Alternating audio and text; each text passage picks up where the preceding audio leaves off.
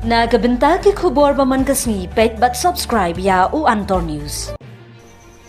Kuble pi baro kini kilong ki khubor bam ta kasni. Hakash pheu baje minmit kawai ka jinja ka jingtip ha thermotor hapo ka syndicate yomolong shilong men ka janmit chong ka sisa jan uai bro la mansau.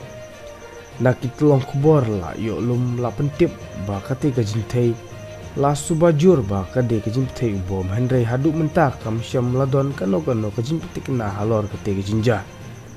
ka kunhun bom squad jong ka Meghalaya police kala lek mardor sya kate ke jaka ban penlong ya ka jingtokit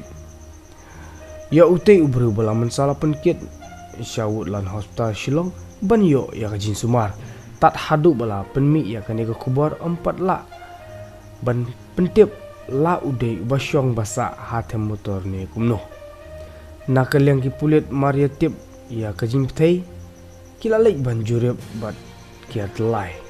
shushu ka kubar USP ka es Khasil district u Ritu Raj Ravi kila thong shilak ya kino kibru kibala ban jingtip halor ka jingtip bom IED hatem motor ban lap din bat itu ya kibru kibadan keti thong ki pulit shilak ya kiba ai kubar ban yo kiam ya kiba pynbthei bom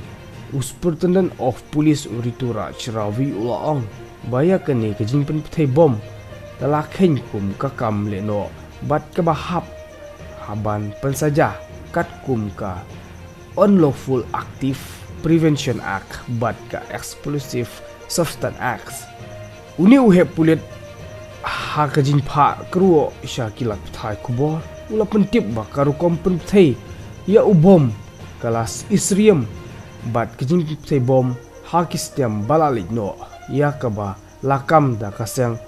HNLC ka Hinyo Trap National Liberation Council